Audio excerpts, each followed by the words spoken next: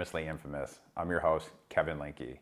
On today's episode, I want to discuss some things happening right here in St. Clair County, specifically the numerous pending federal lawsuits that the county is facing due to the violative and unlawful behavior of some of the elected public officials that we have. Specifically, the jail is facing 2 federal lawsuits itself, actually 3 federal lawsuits itself, 2 that have to do with some administrative stuff, and a third one about an inmate that was seriously injured due to negligence on the medical team at the jail.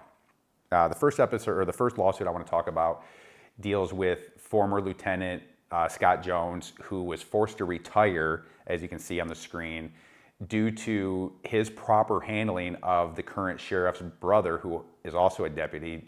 Sheriff Matt King, his brother, Deputy Mark King, works for the Sheriff's Department. Mark King was pulled over about 1.5 years or 2 years ago, approximately, for a super BAC DUI. Following his arrest for this DUI, Lieutenant Scott Jones, as the supervisor on scene of the stop, sent him out to Clair County to be housed. When Sheriff King became aware of this situation, he sent Union President Damon Duva, who's also one of his best friends, sent him in the middle of the night out to Clair County to get his brother, Deputy King, and told Deputy Duva, to unfuck this situation. So Deputy Duva went out, picked up Deputy King, brought him back to St. Clair County. Deputy King was never booked into the jail. He was never housed properly in the jail, and they did not hold him long enough until he was, per jail policy, till he was sober enough to be released. So basically they did him a bunch of favors. Following his release, I was made aware of the situation by an anonymous community member, which everybody knows who the community member is now. It's actually a former deputy because of the federal lawsuit. But I started talking about this situation on Facebook and on social media. Sheriff King did not like this.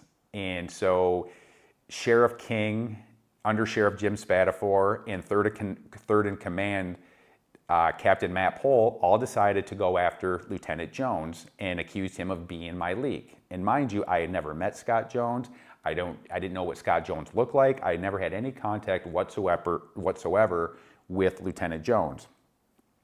But despite all of that, the upper command staff at the Sheriff's Department focused in on Lieutenant Jones and accused him of being my leak and being the source of the leak and coming to me. So what they did is they basically pulled him in and said, "You're going to retire or we're going to fire you." So Lieutenant Jones, was forced to retire. Following his retirement, he spoke with some attorneys. He realized that he had a great lawsuit, and he decided to file a federal lawsuit against the jail and against Sheriff King for what went on. That lawsuit is now pending. It's working its way through the courts. They are currently in the discovery phase. An interesting fact about what's happening right now in discovery is Sheriff King is refusing to sit for his depositions. He skipped 2 of them now.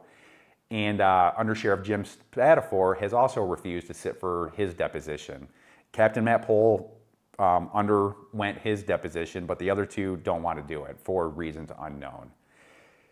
So, this lawsuit, my thoughts on this lawsuit is the jail is going to be paying out, well, the county actually, and really us taxpayers, are going to be paying out a substantial amount to Lieutenant Jones based on what happened. Lieutenant Jones was not my source. He was not the leak. Everything Lieutenant Jones did was by the book, was proper, and instead of being vilified for what he did by the upper command staff, he should have been applauded. But, we all know that's not how things go here in St. Clair County.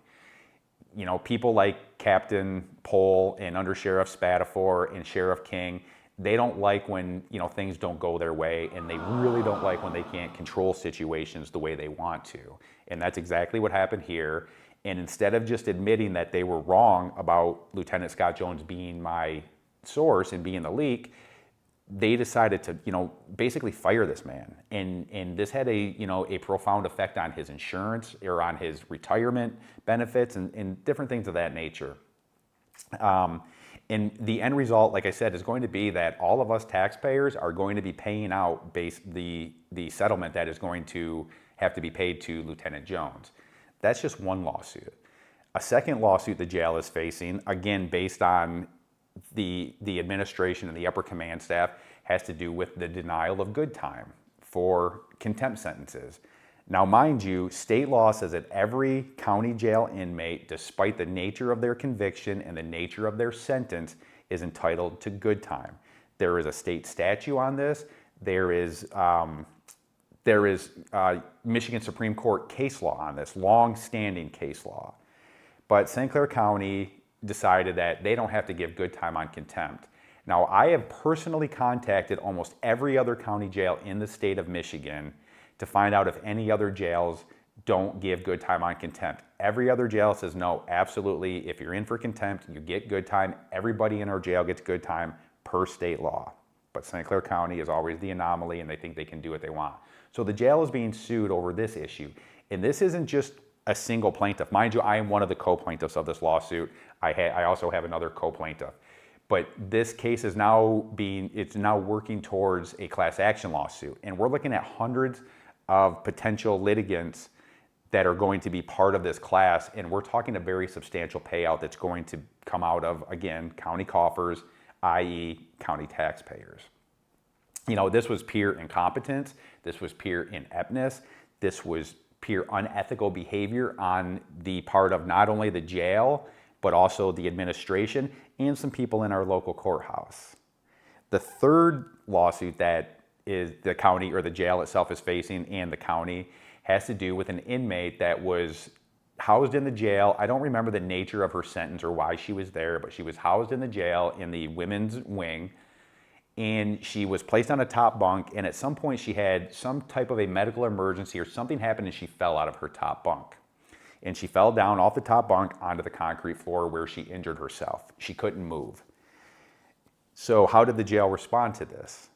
Well, basically what they did is jail staff deferred to the medical personnel inside the facility after they moved her to an observation cell, where they left her laying for 3 days or 4 days, unable to move, unable to use the bathroom, basically was laying there paralyzed. And this is all on video. There's a ton of video documentation of what went on. There's video of her being moved into the observation cell.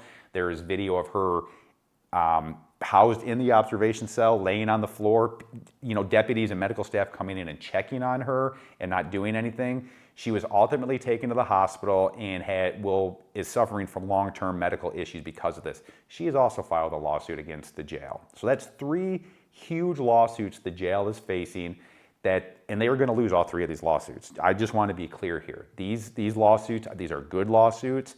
The facts are not on the side of the defendants, i.e. the jail and the county. And there's going to be very substantial payouts coming because of this. On top of the judgments they're going to be paying, they're also going to be responsible for attorney's fees of all the plaintiffs. That's going to be another astronomical number that the county will be paying that is going to be placed on all of us taxpayers. It is my understanding that 2 out of 3 of these lawsuits, and maybe all 3 lawsuits, but I know 2 for sure, the county is self-insured on these, which means they don't have an insurance carrier covering this stuff. The money is all going to have to come out of the county's general fund or however they try to find it. Most likely what we're going to see happen is that the county has to initiate a special tax on all residents and taxpayers to cover these judgments and these attorney fees and basically losing these federal cases. You know, this is what's going on in this county. And I don't think everybody in the county that pays taxes and, you know, puts their money and has to, you know, spend their hard-earned money towards these taxes is aware of exactly what's happening here and how much money is actually going to be paid out. And, you know, the county attorney's office is, you know, it's Fletcher, Falco, Schaudy, Francis. It's Gary Fletcher and Todd Schaudy are basically handling most of this stuff. They are not being upfront with the county commissioners on what's happening. They are not being upfront with residents of the county of what's happening here. And they're basically trying to hide things and manipulate things and present what's happening in these lawsuits in a way that doesn't, they try to not put them in a bad light. But I'm telling you right now, there are some serious issues with these lawsuits and what's the way they're being handled and the information that's being put out there. You know, this is what we see happening across this county all the time. The county is also facing a major lawsuit for the landfill. The Smiths Creek landfill for the last, I don't know, 10 years, 12 years, has been poisoning the community, especially those that live in Kimball Township near the landfill and around there.